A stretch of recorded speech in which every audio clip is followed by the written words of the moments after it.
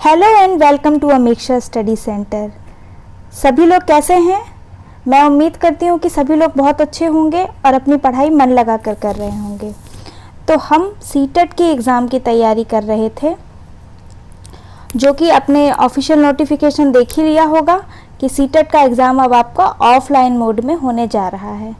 ठीक है, तो हम इस बात को ध्यान में रखते हुए ही अपनी तैयारी कंटिन्यू रखेंगे। तो मैं आपके सामने सीरीज़ लेकर आई थी चाइल्ड डेवलपमेंट एंड पेडागोजी की, जिसको कंटिन्यू करते हुए ही आज का वीडियो मैं लेकर आई हूँ। तो चलिए आज का जो टॉपिक है उसको स्टार्ट करते हैं। तो आज जो हम टॉपिक पढ़ेंगे वो है एरिक एरिक्सन की थ्योरी। किसकी थ्योरी? एरिक एरिक्सन की। इनकी फ़ोटो आप लेफ्ट हैंड साइड में देख सकते हैं। इन्होंने कौन सी थ्योरी दी थी? Psycho social theory. क्या मतलब है इसका? साइको सोशल थ्योरी का मनो सामाजिक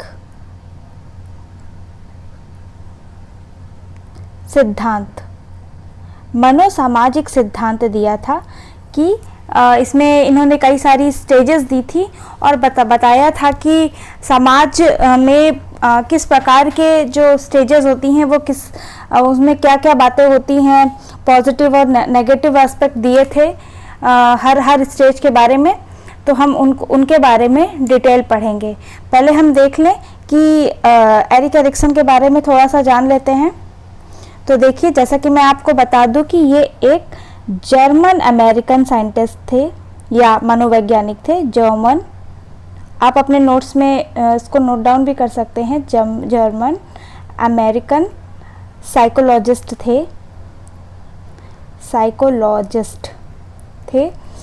और क्या मतलब ये साइकोलॉजिस्ट तो थे ही, मनोवैज्ञानिक थे, और ये थे साइको एनालिस्ट भी थे, जो कि हमने पिछली थ्योरी में साइको एनालिस्ट की थ्योरी पढ़ी थी, जो कि सिगमंड फ्रायड थे।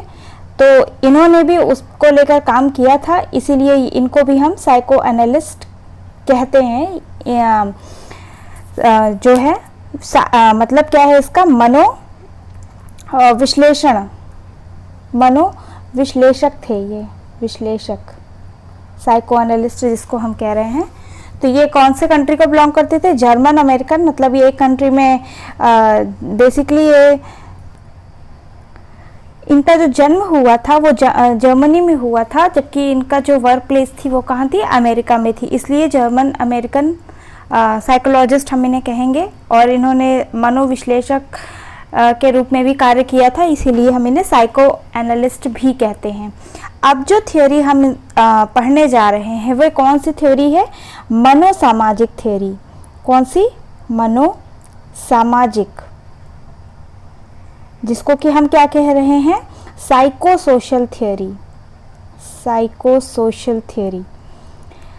इन्होंने अपनी थ्योरी किस चीज़ के बारे में दी है? जो एक ह्यूमन बीइंग है, ह्यूमन बीइंग के पूरे लाइफ स्पेन के बारे में दी है। इनकी थ्योरी को और भी क्या बोलते हैं? लाइफ स्पैन थ्योरी, क्योंकि इन्होंने पूरी लाइफ के बारे में जो स्टेजेस दी थी।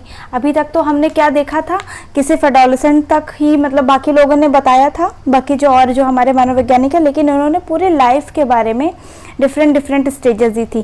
कितनी स्टेजेस इन्होंने बताई थी? तो इन्होंने टोटल 8 स्टेजेस बताई थी पूरे लाइफ के बारे में। लेकिन देखिए, बहुत इंपॉर्टेंट बात यह है कि यहाँ पे हमको पूरी 8 स्टेजेस नहीं पढ़नी है, हमको सिर्फ 5 स्टेजेस पढ़नी है, क्योंकि वही आपका एडोलेसेंट तक का पीरियड रहता है। एक स्टूडेंट लाइफ जो स्कूल में बच्चे होते हैं वो सिर्फ वहीं तक सीमित रहते हैं, इसीलिए हमको सिर्फ 5 स्टेजेस के बारे में पढ़ना है। पूरी स्टेजेस नहीं पढ़ना है, आप अपनी जानकारी के लिए पढ़ सकते हैं किसी बुक से, लेकिन एग्ज़ाम पॉइंट ऑफ व्यू से, क्योंकि हम यहाँ सिर्फ एग्ज़ाम की बात कर रहे हैं, ना कि सिर्फ आपके सीटेट एग्ज़ाम के, बल्कि अगर कोई भी आप टीजीटी पीजीटी भी एग्ज़ाम देते हैं तो भी सिर्फ 5 स्टेजेस तक ही क्वेश्चन पूछे जाते हैं, आफ्टर दैट क्वेश्चन नहीं आते हैं। ठीक है, तो इसीलिए हम सिर्फ 5 स्टेजेस के बारे में ही यहाँ पे डिस्कस करेंगे। ठीक है, इन्होंने जो अपनी जो बुक लिखी थी उस बुक का नाम क्या है? देखिए, मैं लिख दे रही हूँ, कई बार क्वेश्चन आ भी सकता है। तो इनकी बुक का नाम था चाइल्डहुड एंड सोसाइटी। इसी बुक में इन्होंने अपनी थ्योरी का वर्णन किया था, जिसमें इन्होंने कितनी 8 स्टेजेस दी हैं पूरी लाइफ के बारे में।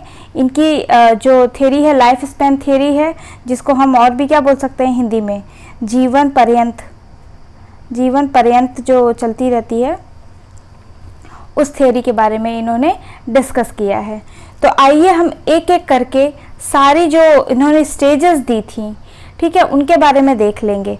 अच्छा, एक बात मैं और बता दूं, इन्होंने जो अपनी स्टेजेस बताई थी उसमें इन्होंने 2 चीज़ों के बारे में डिस्कस किया था कि देखिए, एक तो अगर हमको यहाँ पे इन्होंने बताया था कि एक हमारे पास मतलब अचीवमेंट होता है, अचीवमेंट कि हमने क्या हासिल किया, ठीक है, अगर वो हम अचीवमेंट हासिल कर पाते हैं या नहीं कर पाते हैं। देखिए, हर चीज़ के 2 पहलू होते हैं, या तो पॉजिटिव या तो नेगेटिव, ठीक है। अगर हम अचीवमेंट हासिल कर लेते हैं तो हम पॉजिटिव साइड में चले जाते हैं, और अगर हम नहीं हासिल कर पाते हैं तो हम हमारे ज़िंदगी में क्या है उसको लेके नेगेटिव धारणा बन जाती है, ठीक है। मतलब हम उस चीज़ के प्रति होपफुल नहीं रहते हैं, हमारे मन में एक नेगेटिविटी आ जाती है, ठीक है। तो हर अचीवमेंट में क्या पॉजिटिव एस्पेक्ट्स हैं और क्या नेगेटिव एस्पेक्ट्स हैं, और अगर पॉजिटिविटी आ जाती है तो हमें क्या अचीवमेंट हासिल होता है, ये थ्योरी बस इन्हीं 2-3 बातों पे ही जो है सीमित है, ठीक है। तो हम एक एक स्टेज के बारे में पढ़ेंगे और देखेंगे कि उसमें क्या पॉजिटिविटी है, क्या नेगेटिविटी है और क्या अचीवमेंट्स हैं, ठीक है। तो आइए एक एक करके देख लेते हैं।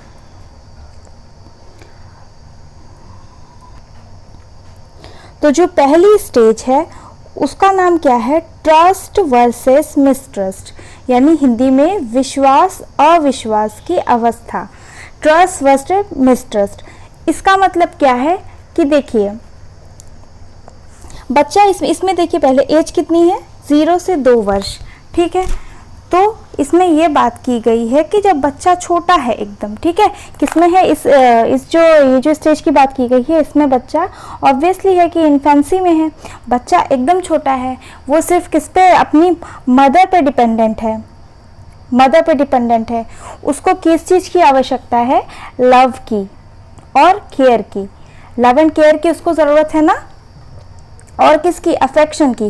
वो चाहता है कि सब उससे प्यार करें, ठीक है, उसका सब ध्यान रखें, ऑब्वियसली, क्योंकि वो क्या है, डिपेंडेंट है कहीं ना कहीं, अपने से तो वो खाना पीना नहीं खा सकता और कोई भी काम नहीं कर सकता, ठीक है। तो यानी वो डिपेंडेंट है, इसलिए उसको केयर की ज़रूरत है, लव की ज़रूरत है।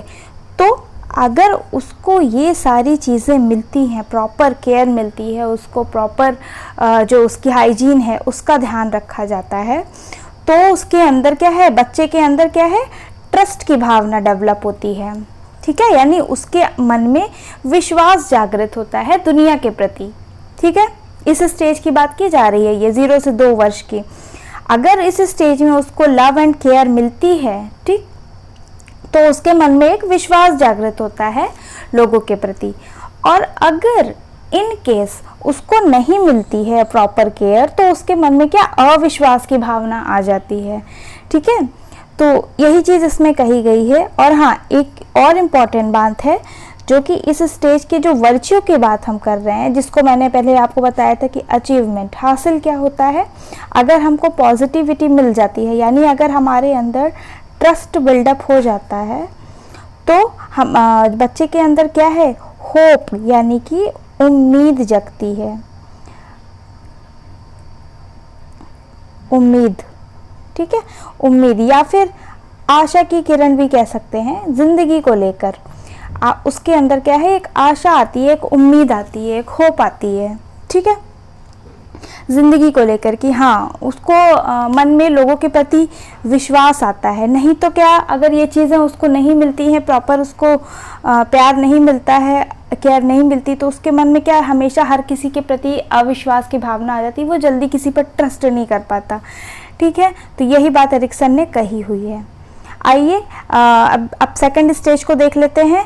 आई होप कि इतना समझ में आ गया होगा, इसमें कोई प्रॉब्लम नहीं होगी। इसमें सिर्फ यही है, एक तो पहले बात आप स्टेज का नाम याद रखेंगे कि ट्रस्ट वर्सेस मिसट्रस्ट, और इसमें कौन सा वर्च्यू है, तो वो है होप, यानी उम्मीद, ठीक है।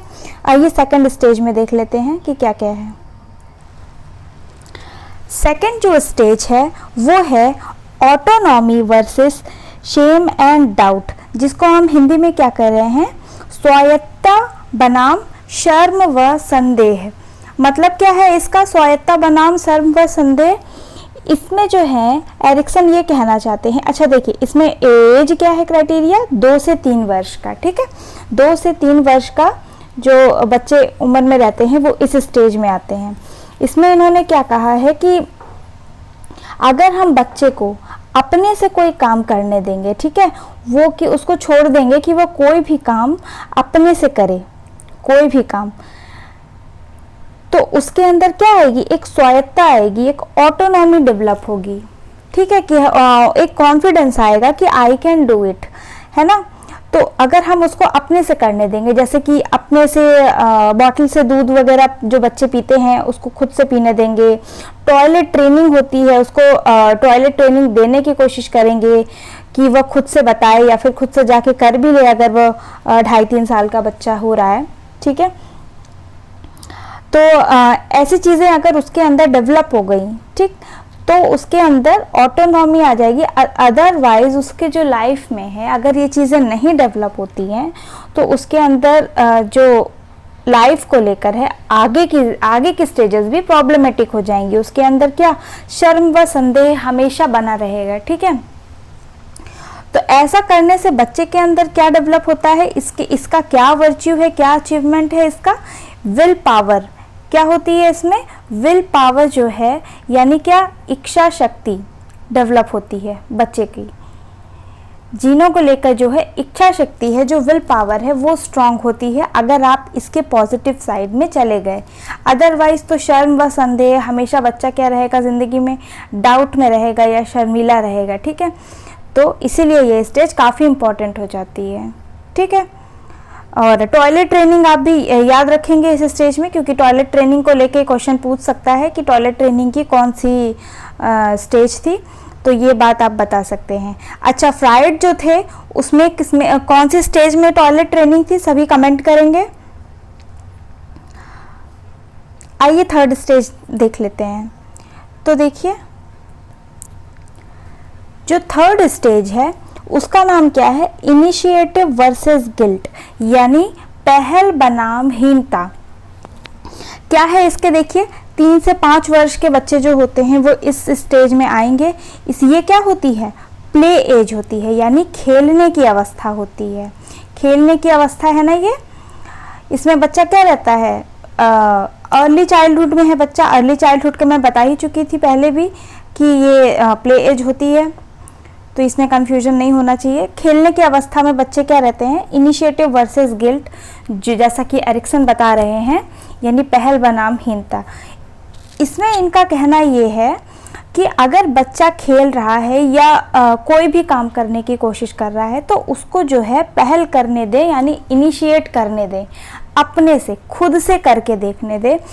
तो अगर वो खुद से करके देखेगा तो उसके अंदर कौन सा वर्च्यू डेवलप होगा, पर्पस, ठीक है। कौन सा पॉजिटिव वर्च्यू डेवलप होगा, पर्पस, जिसको हम क्या कह रहे थे, उद्देश्य।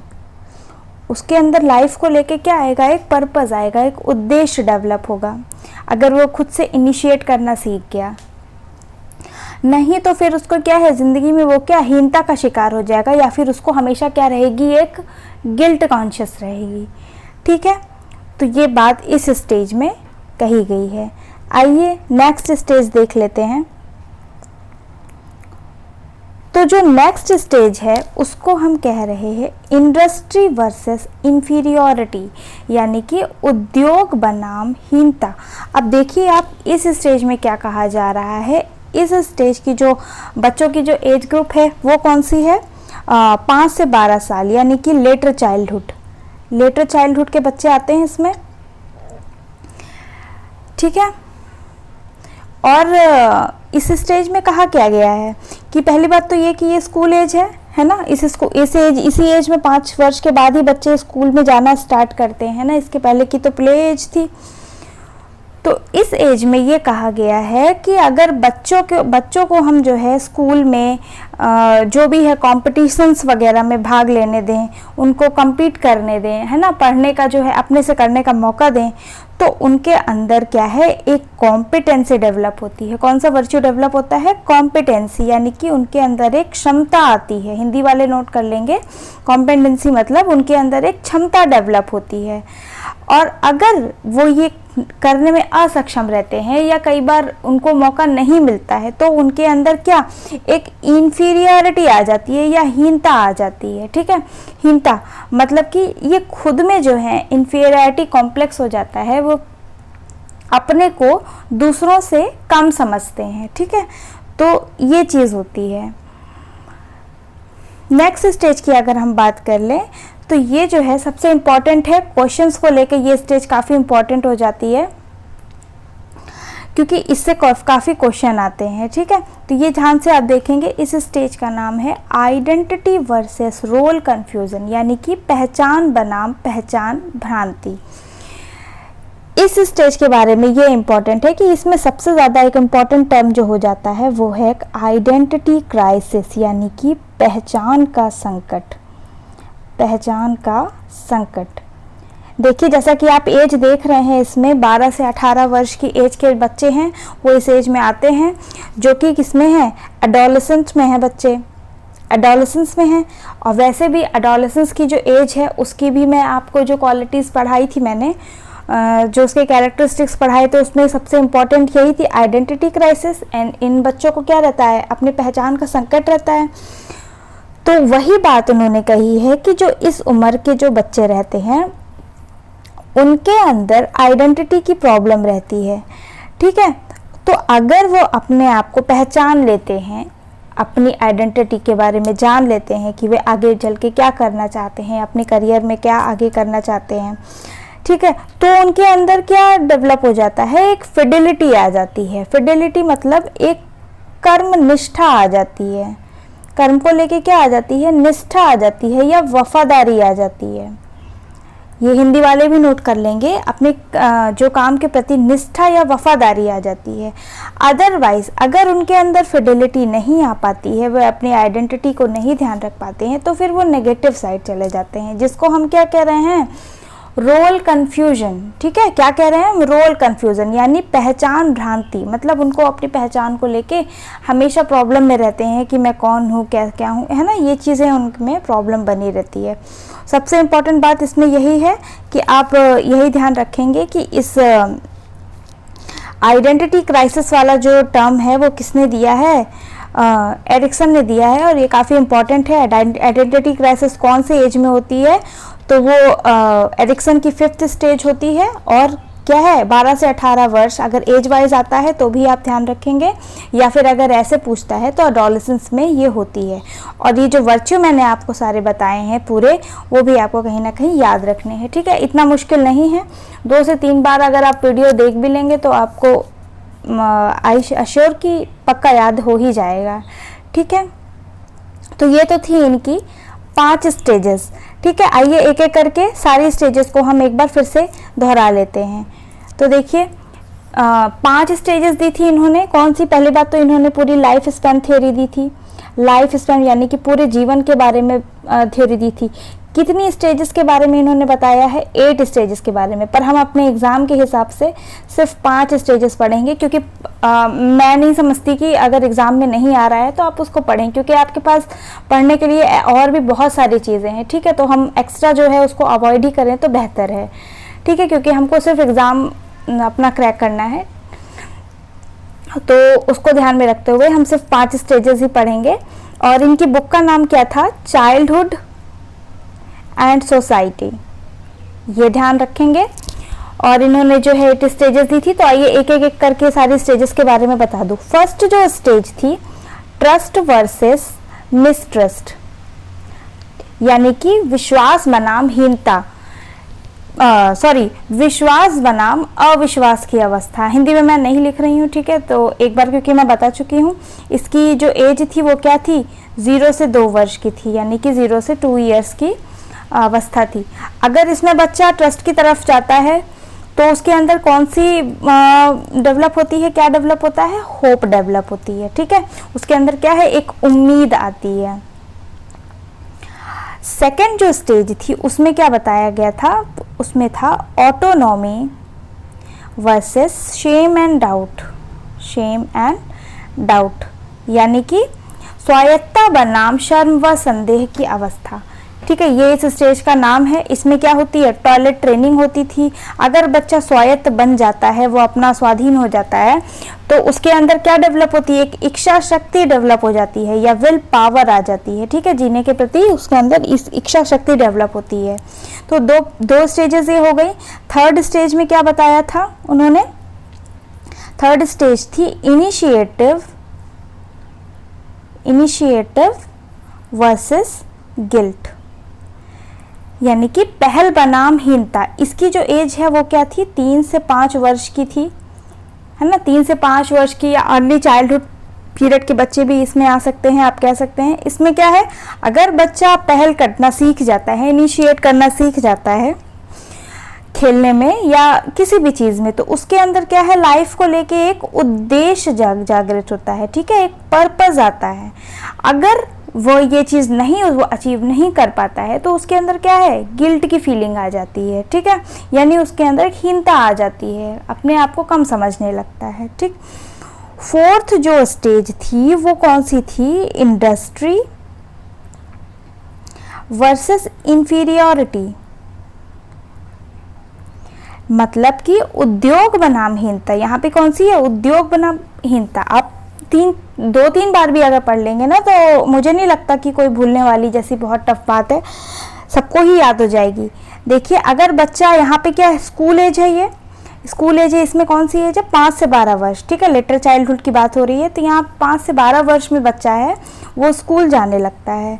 ठीक है, तो अगर वो स्कूल की सारी एक्टिविटीज़ में एक्टिव है, पार्टिसिपेट कर रहा है, अच्छे से पढ़ाई कर रहा है, तो उसके अंदर कौन सी कॉम्पिटेंस, कौन सा जो है वर्च्यू डेवलप होता है, कॉम्पिटेंसी। उसके अंदर क्या है, एक क्षमता आ जाती है। ठीक है, कोई भी काम करने की।